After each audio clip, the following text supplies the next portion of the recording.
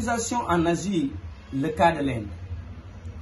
Maintenant, l'Inde est une colonie britannique depuis 1857, considérée comme un joyau, c'est-à-dire une perle pour la Grande-Bretagne, grâce à l'immensité de son territoire, mais grâce aux ressources naturelles que dispose ce pays. Pour s'asseoir sur sa domination, la Grande-Bretagne s'appuie sur une diversité linguistique et culturelle, sur une organisation sociale en caste fermé, mais sur la division du territoire en plusieurs principautés. Vous tous, vous savez pertinemment que le système d'administration anglais est indirect, c'est-à-dire qui secoue l'exploitation économique tout simplement, accompagnée de la participation des élites au sein du Conseil législatif. Maintenant, ainsi, deux partis politiques sont créés. Maintenant, le parti du Congrès national indien en 1885 et la Ligue musulmane sous la houlette de Mohamed Ali Jinnah en 1906. Donc, on peut dire, après la Première Guerre mondiale en 1919, le terme indépendant est devenu célèbre en Inde sous le nom de Swaraj, qui signifie autonomie interne.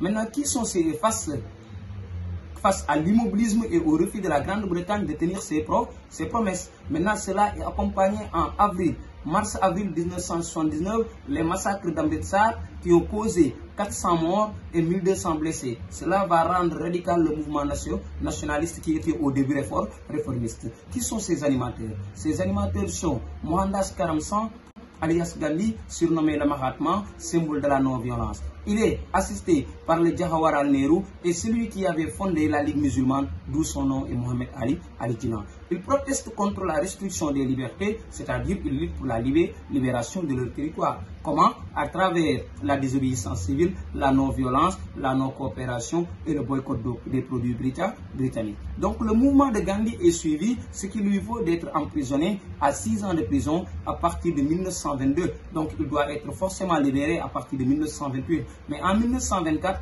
Gandhi est libéré grâce aux défaillances de sa santé, mais aussi grâce à quoi? Grâce à sa bonne conduite. Ainsi, il continue de mener une lutte acharnée au moment où les négociations avec les Britanniques sont jugées insuffisantes. Le 12 mars 1930, Gandhi a lancé la marche du sel, c'est-à-dire une manière de dénoncer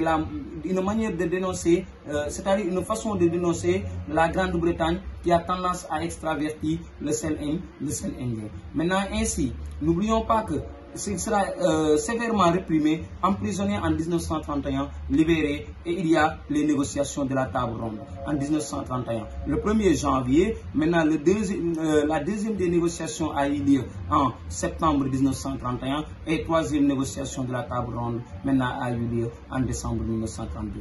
Toutes ces négociations sont vouées à l'échec et débouchent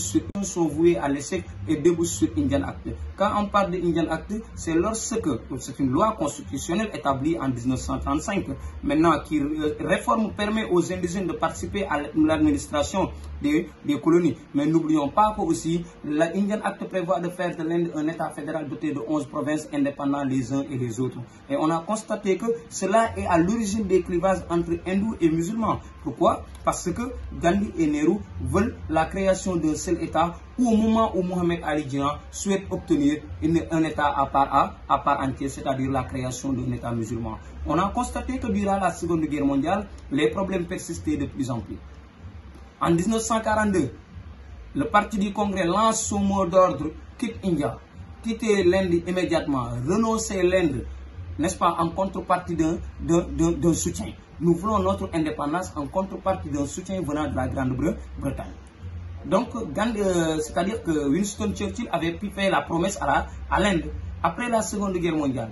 Après la conférence de Yalta à Potsdam, maintenant on peut considérer que Churchill est remplacé par Clément Attlee. N'oublions pas que c'est Clément Attlee qui va nommer un vice-roi et ce vice-roi s'appelle Lord Mountbatten. C'est Lord Mountbatten qui se charge de gérer la transition de l'Inde jusqu'à ce que le pays devienne indépendant le 15 août 1947, mais dans la partition.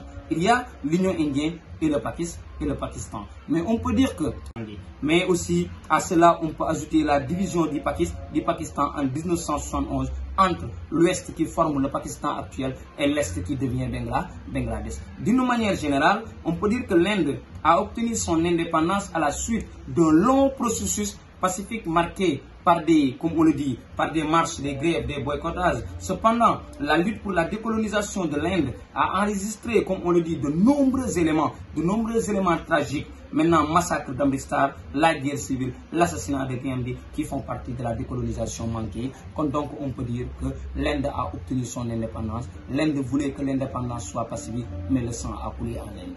Voilà ce qu'il fallait dire.